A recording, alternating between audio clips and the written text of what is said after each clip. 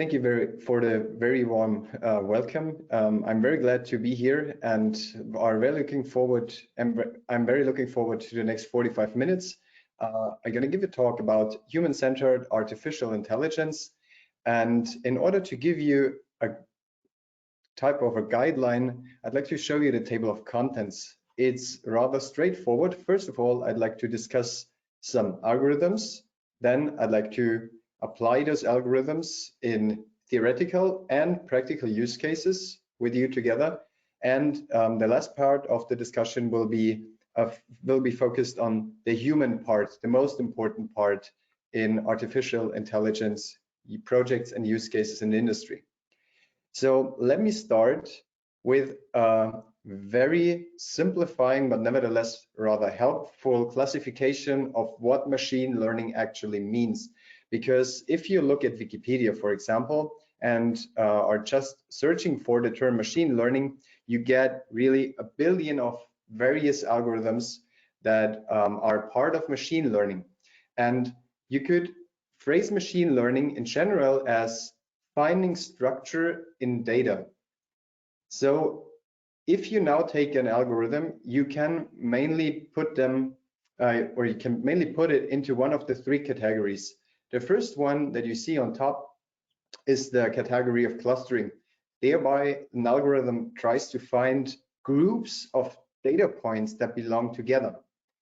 And there you can have like algorithms that are able to deal with so-called labeled data and or unlabeled data. So if you tell the algorithm what the category of a certain data point is, in general, it's easier for the algorithm to then find the right clusters. But also there's the possibility that the algorithm is smart enough to detect clusters by itself. The second big category, and this one is actually the biggest one, is the category of regressions. Thereby you try to perform, mathematically speaking, a function fit. So you have a, again, mathematically speaking, high dimensional parameter space where the data points reside on a subsurface. So this is actually what structure and information means. The data is not distributed randomly in space, but it follows some structure. And then the field of regression tries to find these structures. So on this plot, very simplifying, the goal would be in a two-dimensional parameter space to find what is the straight line that presumably was responsible for creating those data points, but there is of course noise added to the measurements, and therefore the data points are not exactly placed on the straight line.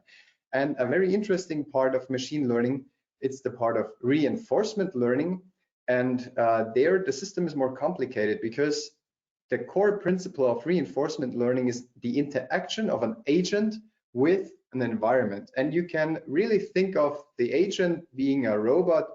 And at university, you always have the example, a robot tries to get as much chocolate from a system as possible. So it performs some actions on the environment. It gets a reward or no reward, and it observes how the environment changes, depending on the actions that it performed on the environment. And actually, this is kind of what we humans do every day. You could, in a very simplifying manner, say we try to get as much chocolate as possible, and thereby we perform actions. So we interact with our surrounding world, and we observe at the same time, or at least we should, what the feedback of the environment is and how it changed. So now let's go into some specific examples. Where can you apply clustering? Because something that really annoys me personally is that always you get this slide about, okay, first, second, third, but what is it good for? So what can we make with it? And now I'd like, with the following slides, go from now very high level to more and more specific cases. The first one, clustering. You can use clustering algorithms for anomaly detection. And anomaly detection is a very, very popular application of machine learning. For example, warning systems and fraud detection or machine failure detection systems. Why? Because the modeling effort that you have to put in during a project is rather low. You need to have a good database, and if your data is structured well and if it is of good quality, the algorithm is usually able to find the structure on its own. So you don't have to spend hours and hours of human labor in it, which is expensive, of course, and therefore it's a nice starting point for companies to go first steps in the field of machine learning. And the idea behind the anomaly detection is really straightforward. You say, okay, in this plot here, the triangles and those circles here, they would be, in this case, labeled data of, for example, machine parameters, on the x-axis pressure, and on the y-axis temperature of the machine. And you have two operating modes, operating mode A and B. A would be the triangles, B the circles. And for the operating mode A and B, the combination of pressure and temperature in this machine is different, but it always follows this pattern. And now you have those two circles being outside of this cluster, as you name it, and therefore this is an indication that something is wrong, because your model assumption is that the data should be an indicator for the health status of the machine. And therefore, if now randomly, presumably randomly, the data of temperature and pressure does not fit together anymore, then you can trigger an alert. And very interesting indeed is that here you already can see the power of machine learning, because usually what you can super easily implement with an PLC is that you introduce boundaries, one-dimensional boundaries for every parameter. And if you look at this point here on the top right, if you only had like a warning boundary for the temperature, upper and lower boundary, and for the pressure too, it would be straight on the edge of this cube that you create by this, right? But if you do this multivariate clustering, you see, no, this point is not at the edge, but it's really outside of this cluster. But there is, of course, the con side too. If your data does not really resemble all the states that you could have in reality, the risk for false positives, false negatives is rather high. So you really have to be careful about your data when using those, especially unsupervised clustering algorithms for anomaly detection. A second example, let's pick something for the regression cases. There you have the predictive maintenance, predictive quality use cases. Because how does it work? You try to train a functional regressor in order to get a predicting machine. Actually, you say, okay, usually you have some inputs, the machine parameters, and the output, the produced quality. And then you try to train your regressor to predict the quality from the input data. And the added value is quite self-evident.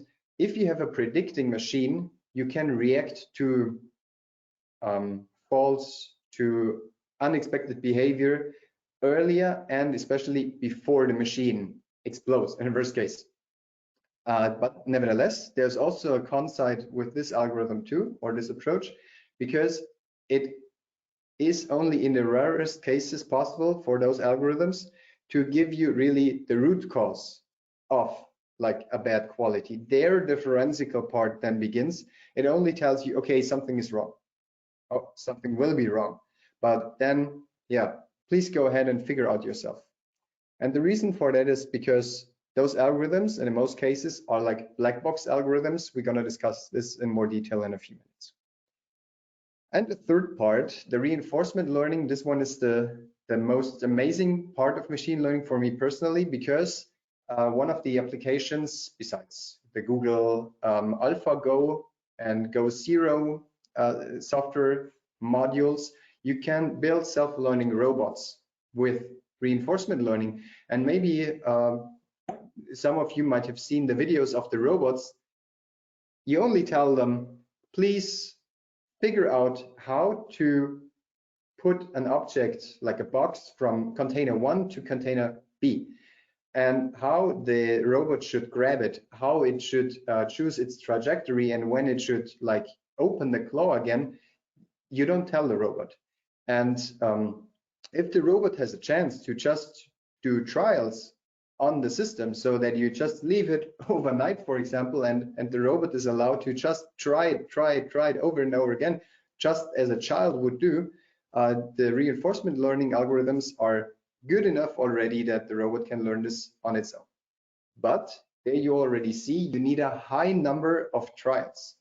And if your system is not like detachable from the live production environment and or is not like simulatable by software, like Goal Zero from Google, they just were able to run those billions of games virtually in a computer, and thereby they reach those high trial numbers. If your system does not allow you to conduct those trials, you have a problem teaching the reinforcement learning algorithms.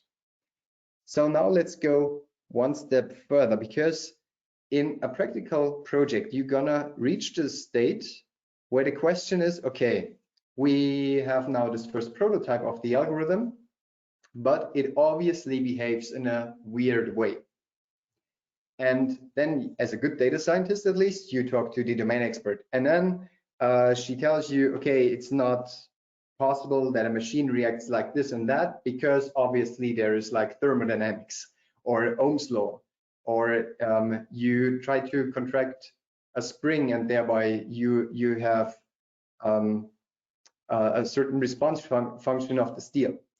And then the question arises, okay, how can we put this additional information into the model? And if we think of a regression, you have the case again that you'd like to predict some output data from input data. You have actually two main ways of approaching this, and a very popular one, at least if you look at the literature and what you can read on, for example, press releases on LinkedIn, is that people then try to create additional training data by the expert system or expert knowledge. And what they actually do is they create data that resembles the structure of the fact that you'd like the model to learn. But this is like very complicated. You have an idea how the system should classify stuff or like predict stuff, and then you go the way over this mediator data, and thereby you have the problem that you only can put in parts of the information, and then you train the model with it, and you cannot really in a super consistent way control which part of this data is then more dominant, because also your modeling of the expert knowledge is only an approximation to reality again. So this is very, very hard to control this setup. The other approach that you can choose is to put your expert knowledge explicitly into the machine learning model. But again, this has a downside, because you then have to build the model much more by hand compared to using default algorithm from TensorFlow, sklearn, Keras, you name it. But how is this possible to do in a convenient way? And actually at Erium, we decided at a very early point in the company development to go the second way, because the experiments with the first way were not satisfying enough.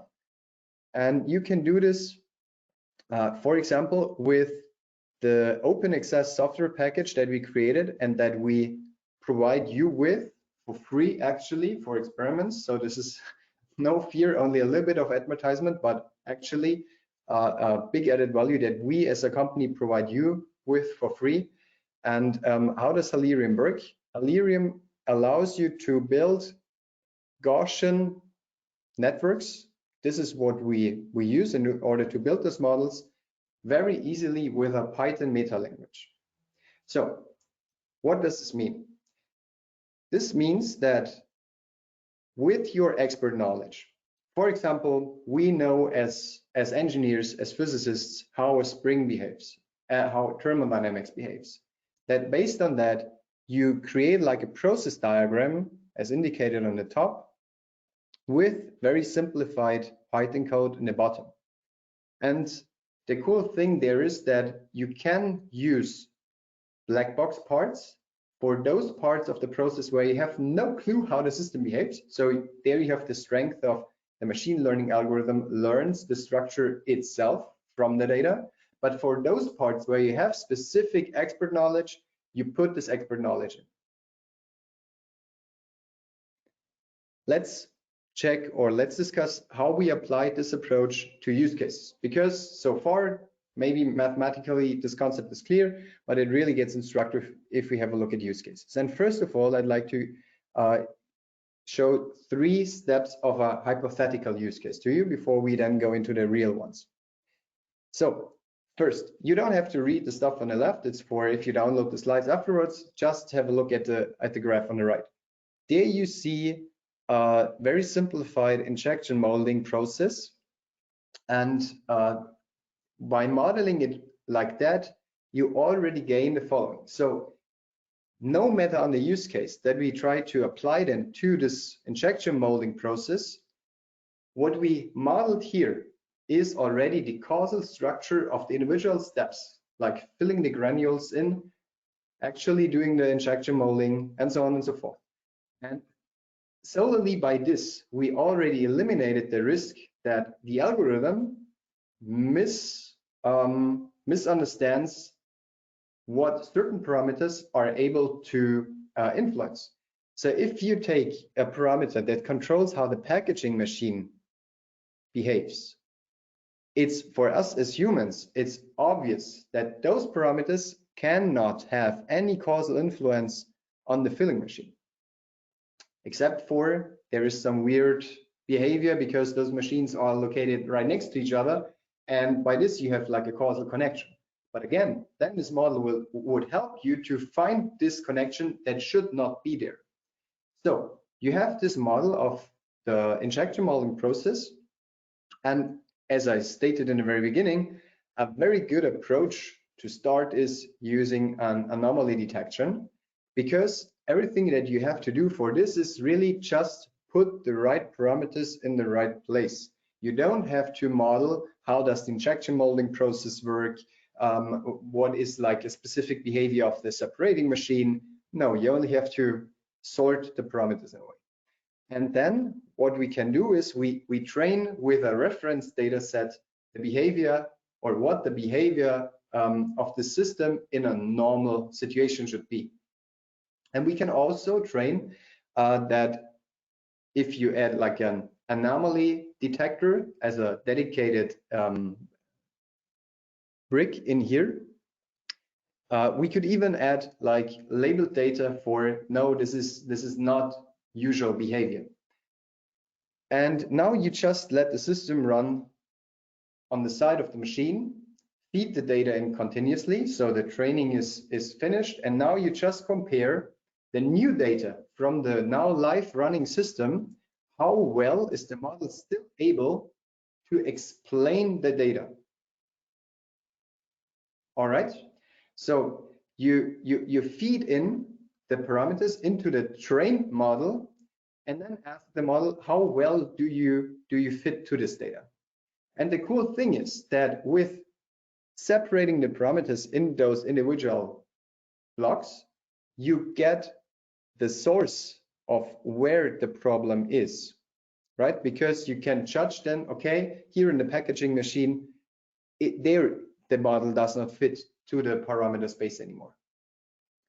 And thereby, you just have to look at the bottom. Modeling effort is very low, but also the power of the model, it only can tell you, okay, there's something wrong, and maybe where, but already the generated added value is, compared to the effort that you have to put in, rather high.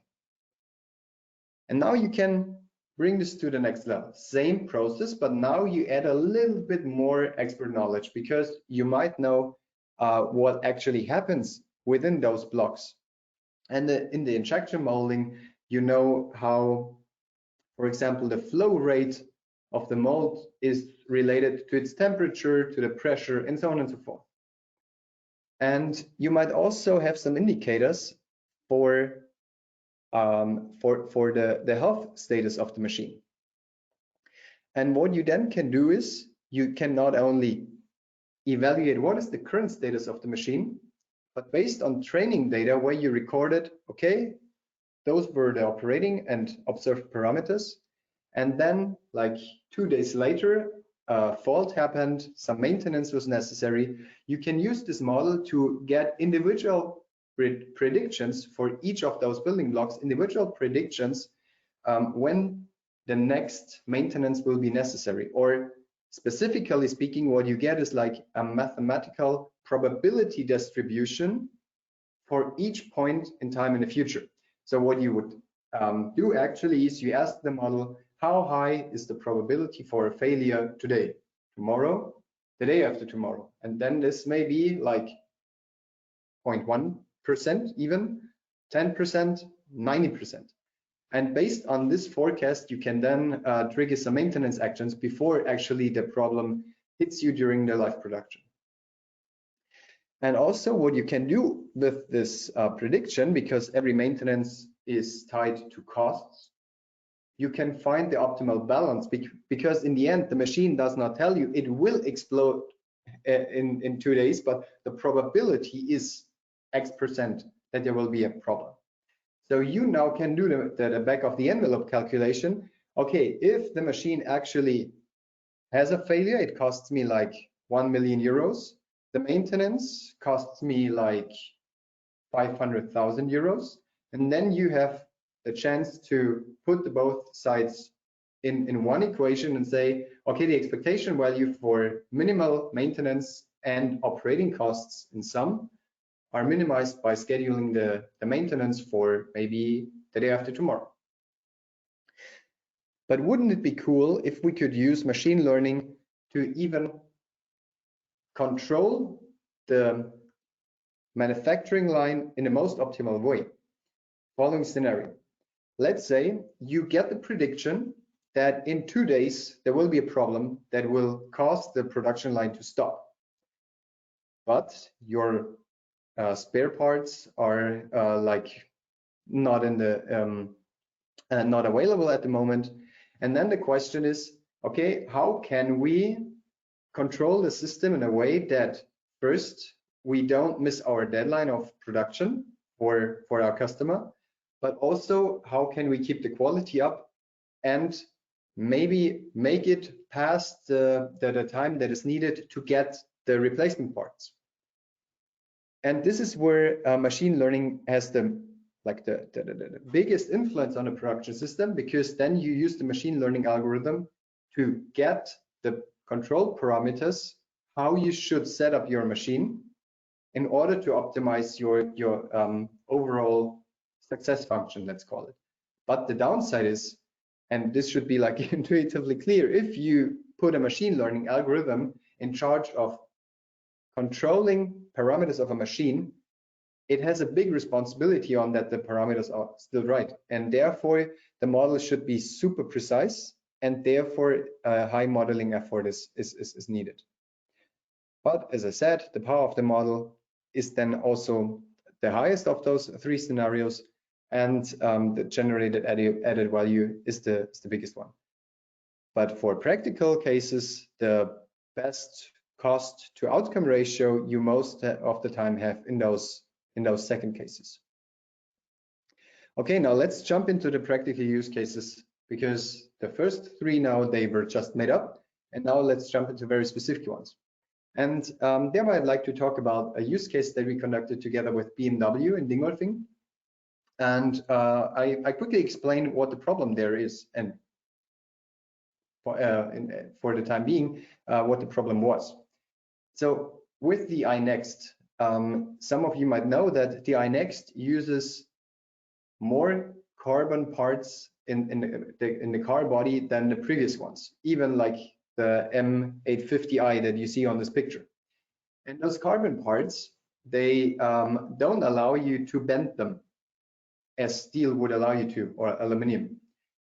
And so if you put in the car doors in the very beginning of the manufacturing process, this is needed because the hinge has to be painted over, you have to anticipate what will happen with this door during the production process in order to put the door in a way that at the end of production, all the measurements, the gap and flush as they call it, that they are right. And usually if it does not fit perfectly, you could bend the door a little bit in, you could adjust the hinge a little bit, but those carbon parts, they prohibit this approach. So you have a super narrow range of possible rework. And therefore, the goal was to calculate optimal mounting position for those doors that eliminates the need for rework in the first place. But the problem that we faced there was, okay, we can do this with classical machine learning, but you need a rather high number of training data points in order to get the black box machine learning models on a level where you can use them in production. And the solution there was to go exactly the way as I sketched it before. We took the expert knowledge from the car body engineers and put it in a machine learning model that resembles how the door behaves during the manufacturing process. You add some interior, the door gets heavier. So all the measurement points, they rotate down, but not randomly, but like they follow a pattern of rotation. And this pattern of rotation is coded into the machine learning model. And the system does not have the need to retrain this every time. And by this approach, we reduced the number of necessary data points by a factor of, in the end, it was a factor of over 60. And now we are in a shape where it's possible to really train this algorithm with less than 20 data points. And this is a range where you can use it in production, because otherwise the whole production pipeline would be full with like non-reworkable cars. And thereby, let me really emphasize the importance of the expert knowledge there. Without incorporating the knowledge of the car body engineers, machine learning would have like one more use case as failure in its books. But with the engineering knowledge, it was possible to enable the machine learning system to be powerful enough for an actual business case in the end. Second use case.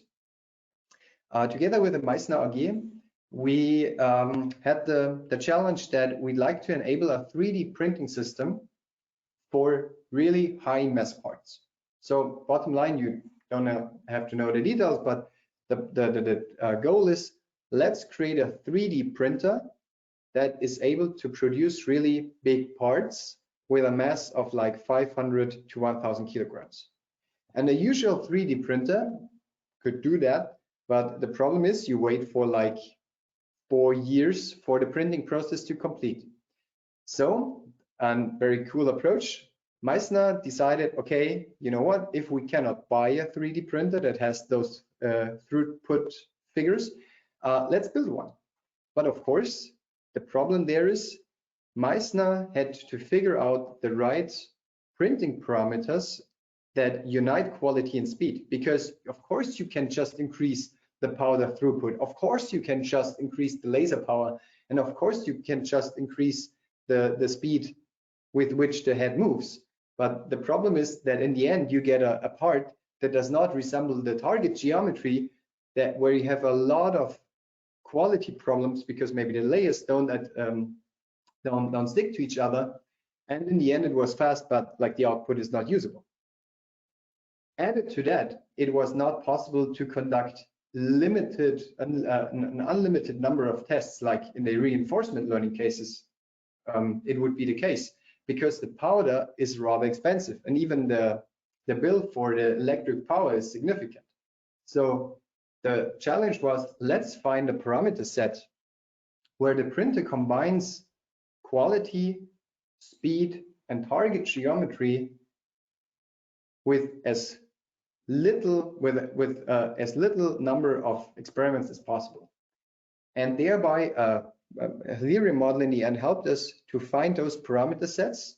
We had this exploration in parameter space and we're like jumping from one aisle to the next one.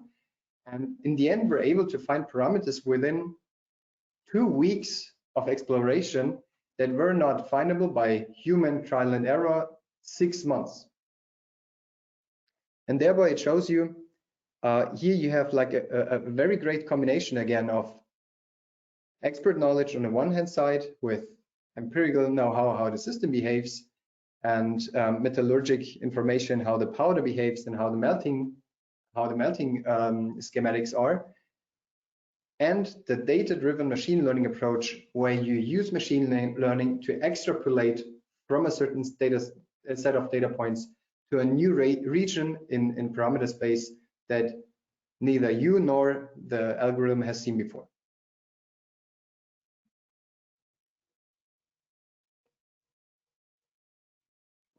And finally, let me, together with you, discuss a third use case that we conducted together with Festo. Festo, what was the problem? They introduced a new component called VTEM. And this valve components that make VTEM, the super new, significant, cool stuff, is the VEVM module indicated there, those 4 blocks that you see there in the picture. And this valve, check it out on the homepage, it has some super cool new functionalities and features where you can control the behavior by software. But that meant that also the mechanics of this valve are much more complicated and complex than the valves that Festo was used to produce. So in the end, the yield rate was not satisfyingly high enough, and therefore caused high costs in production. So the goal of the project that we conducted together was to derive specific recommendations, what to do in order to improve the yield. And the challenge in this production process was the following, that you have a high number of significant and interesting parameters in there that you cannot measure directly because it's a highly integrated part. And in order to measure some parameters, you would have the need to cut it open. But then, of course, by this you change the behavior, because then it's broken.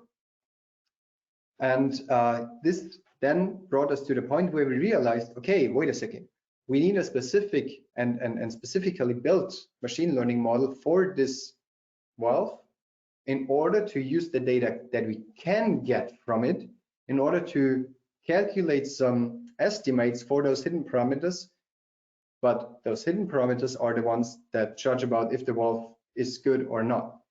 And in the end, this was a super interesting project, because in the end, we were able to find, yes, parameters that we put in then into the production system in order to improve the yield. So we were able to identify like misunderstood relationships in the production process. But also what we found too was that there were also misunderstood relationships and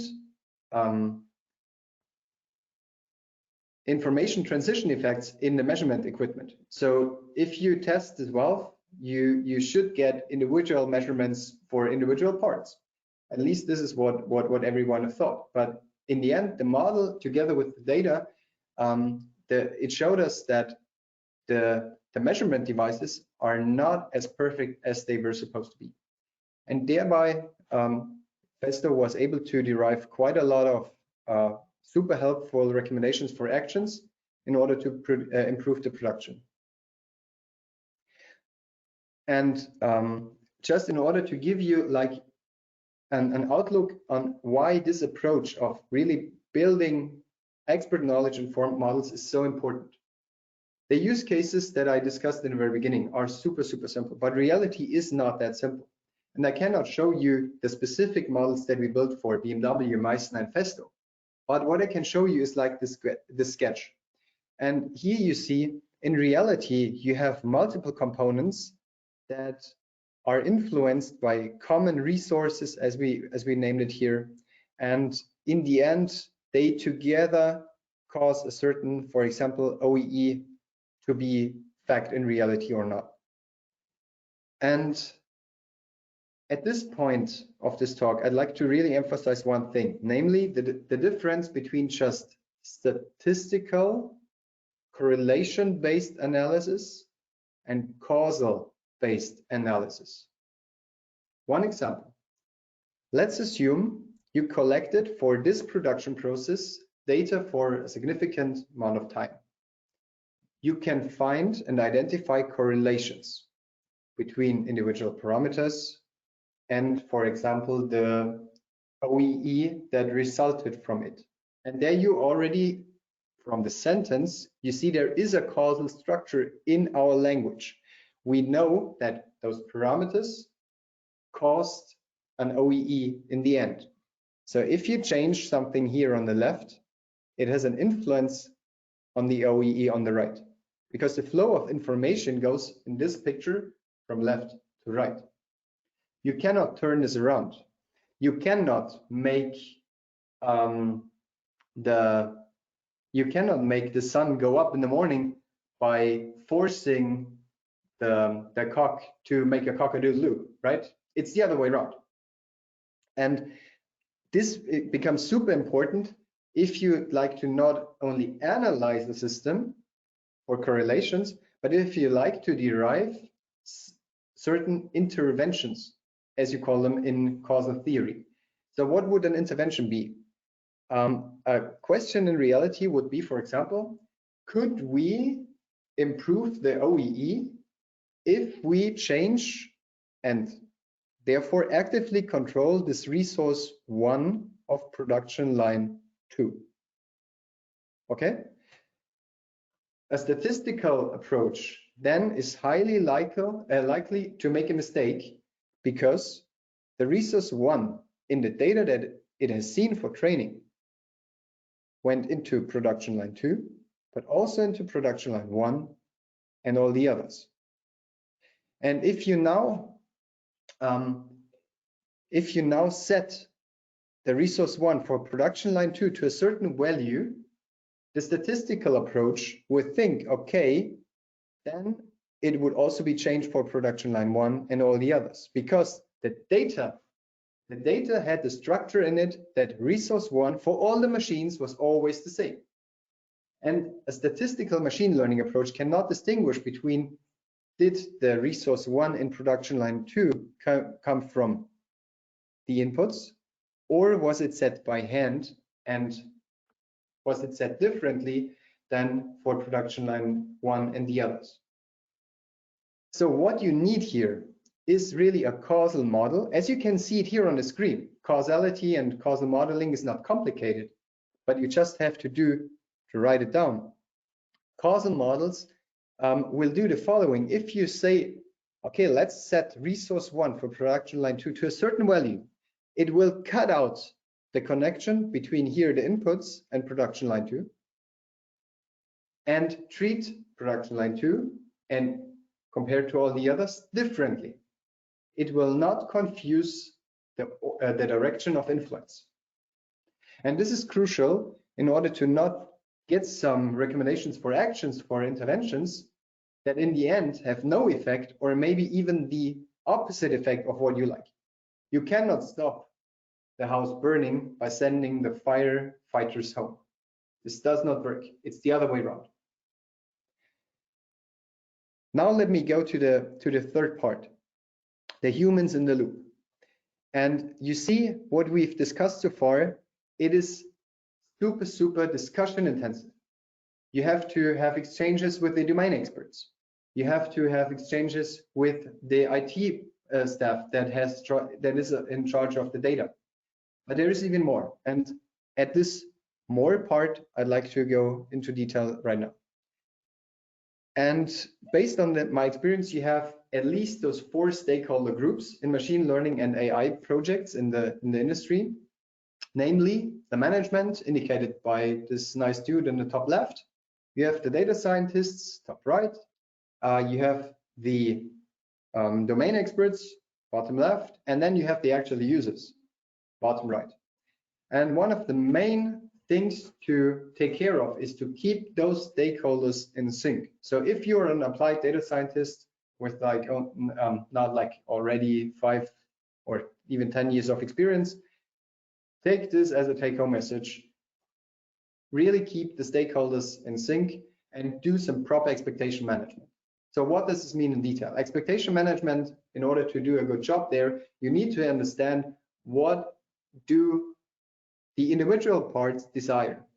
And management, it needs like a low monetary risk combined with quick wins. A data scientist needs good data and clear instructions what the actual goal should be. A domain expert, nothing is more frustrating for a domain expert than getting some cool insights from a data scientist that he or she could read up in like a textbook from university. So he or she likes to find or get some really new findings that she did not know before. And the user likes to have a software that is like understandable where recommendations for actions, for example, come from. Otherwise, the result will be that the user will not accept the solution in the field. Now let's jump in a little bit more specifically. First of all, what does this mean for management? Conducting human-centric AI projects means that you really focus on machine learning projects that have good boundary conditions within a company. Because if one of those three things is not given, a project has a very hard time to be successful. And let's quickly go through them. A use case should be backed with a high cost pressure, because otherwise, obviously, there will not be a business case in the end. Then you need data, yes, but you also need a way to get the insights back into the system, the environment.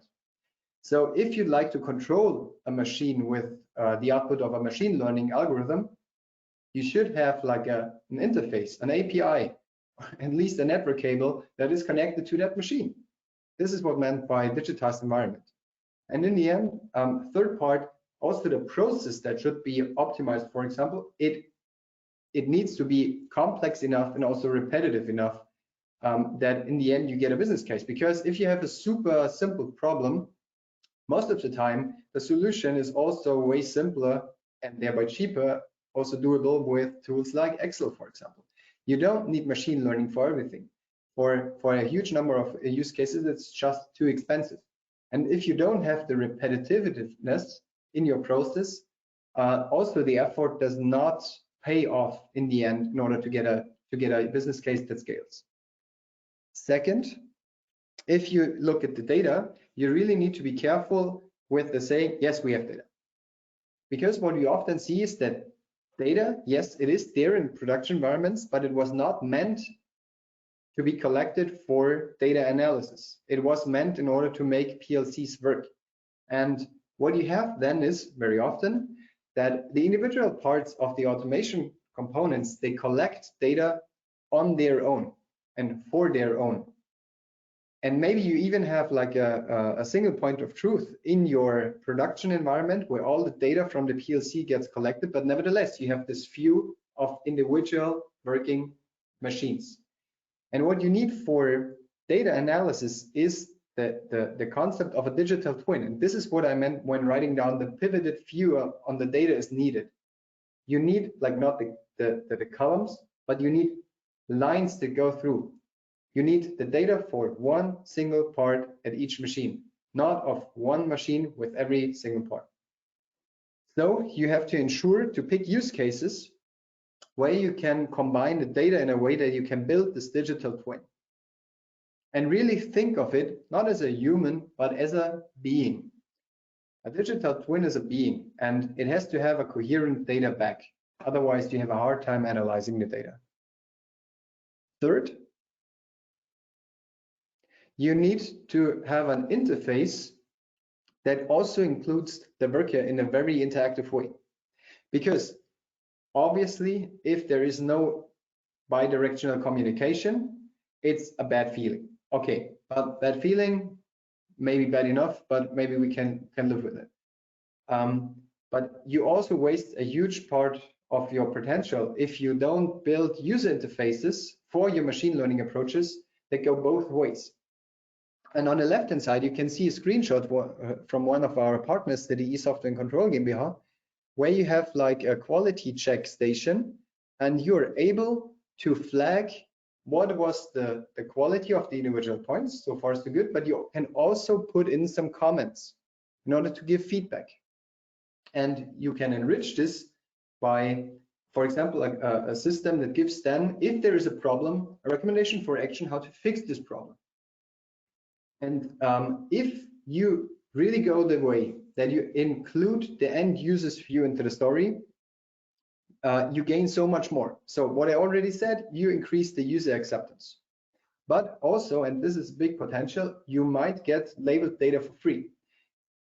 Previously, I said, okay, going this way that we feed an expert knowledge via data into a model, it's not the best. Okay, yeah. So if you have the possibility to build a model with expert knowledge directly, let's do it.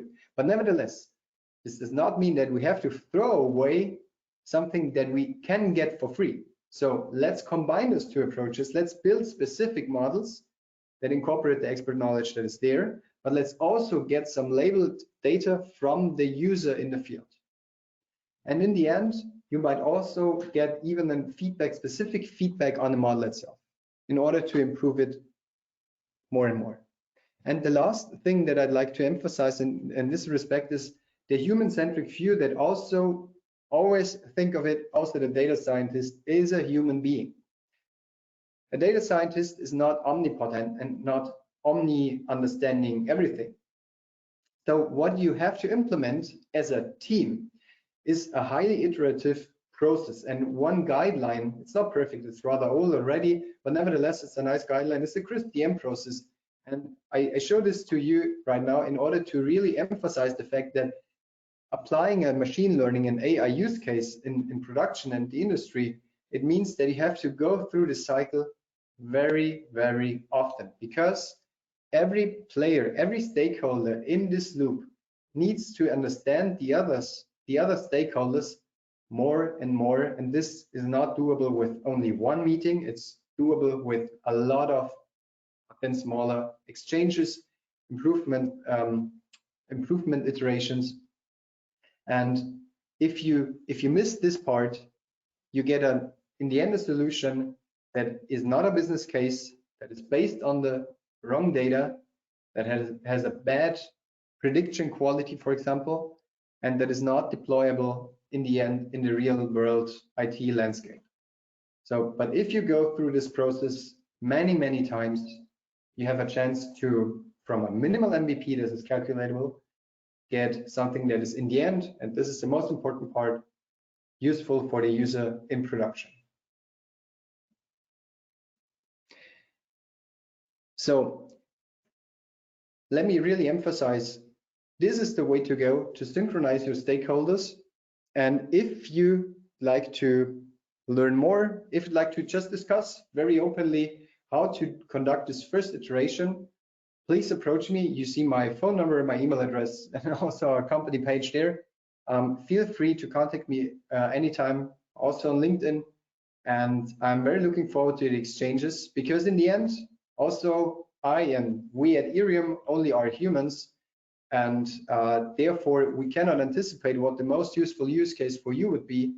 We have to work this out together. Thanks a lot.